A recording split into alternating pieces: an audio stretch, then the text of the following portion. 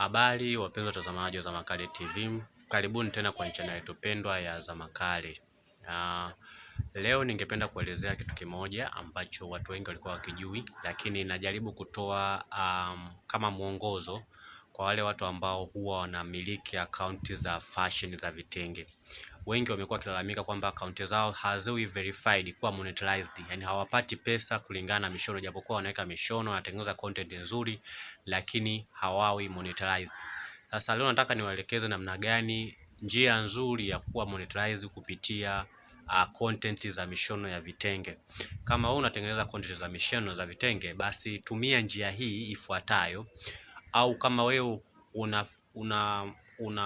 una channel ya mishono, lakini kila ukiomba monetized wanakuambia kwamba reused content mpaka umechoka, basi fanya njia ifuatayo ili kuweza kuwa monetized au kuwa approved kwa ajili ya kutengeneza pesa kupitia content zako za mishono. Nianze kwa wale ambao huwa wanaambiwa ni reused content. Kama wewe channel yako umeambiwa ni reused content, basi njia ya kwanza ya kuweza kufanya, cha kwanza, kama material hayo hujakopi kwa mtu, basi tumia njia zifuatazo. Ila kama ulikopi kwa mtu, basi hakikisha unafuta hizo video zote na kuanza mtu, kwa sababu the meaning of the word reused content means lack of creativity. Maanake umekosa ubunifu, ndio maana wamekwambia reused content. So what you supposed to do ni kwamba, cha kwanza, licha kwamba umeweka mishono yako mizuri, umeingiza sauti yako, umeongea mwenyewe vizuri, lakini usiishie hivyo tu. Pia unachotakiwa ufanye, angalau basi kwenye hizo video uwe unaonekanika. Kama huwezi kuonekanika kwenye hizo video, basi unachotakiwa kufanya kitu kingine ni kutengeneza video ambayo utakuwa unaongea fluently kuanzia mwanzo mpaka mwisho. Tengeneza video yote ya dakika 1, dakika 2, dakika 3 ambayo utaipost yenyewe kama yenyewe, usichanganye na post nyingine ya mishono. Unaweza kutengeneza video 5, 6, 7 ambapo kwenye wakati wa review, basi wao YouTube wakiangalia, wakikuta hata sura yako, and then wanaanza kuapprove kwamba hii channel tunaweza sasa tuweke matangazo na tuanze kukupatia. Lakini vile vile hakikisha sana kwenye zile introduction, kwenye zile thumbnail, hakikisha thumbnail unatengeneza ya kwako. Tengeneza thumbnail ya kwako, usiige. Au kama una channel mbili, hakikisha sana usitumie thumbnail moja kwenye channel mbili, kwa sababu kufanya hivyo lazima tu utapigwa reused content.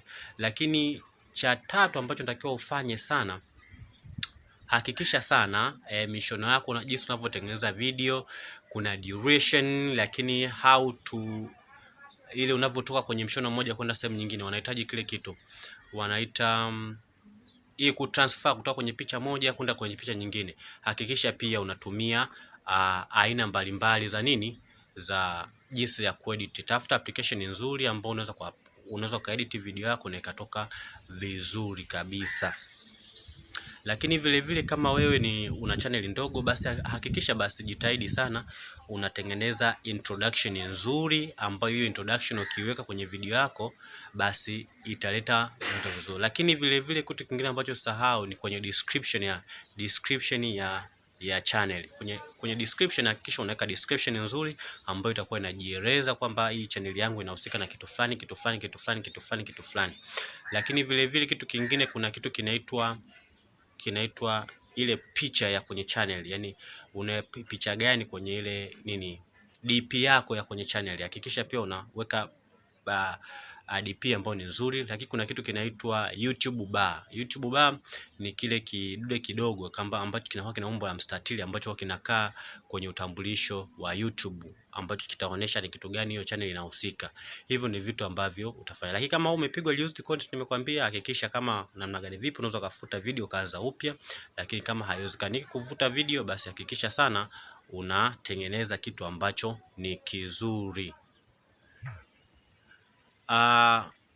nadhani kwa hapo nitakuwa nimeweza kukusaidia, ila kama unataka uanze channel video au unataka uanze upya, hakikisha unatengeneza content zako nzuri, unaedit vizuri, basi hata quality yake ya video pia iwe nzuri. Hii inasaidia recommendation, lakini hakikisha sana unatengeneza video ambazo ni ndefu.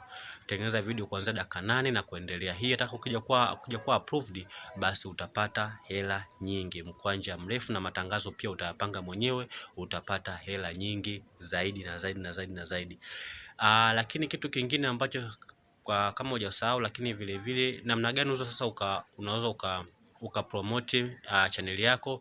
Tumia makundi ya WhatsApp, tumia makundi ya Facebook, lakini vile vile tumia na social platform mbalimbali kuweza kufanyaje, kwenda kufungua magrupu ya WhatsApp, ya Facebook, na inasaidia kupromote channel yako. Utapata viewers wengi, utapata watazamaji wengi ambao wewe kama wewe itakusaidia kupush channel yako. Mimi kwa leo naweza kashare na wewe ni hayo tu. Kwa wale ambao wanataka kufungua channel za Mishono Vitenge, basi hiyo ndio njia pekee ambayo unaweza kaitumia na ukapata subscribers wengi, watazamaji wengi. Nikutakia utazamaji mwema, lakini usisahau kusubscribe, like na comment kwenye channel yetu. Asanteni sana.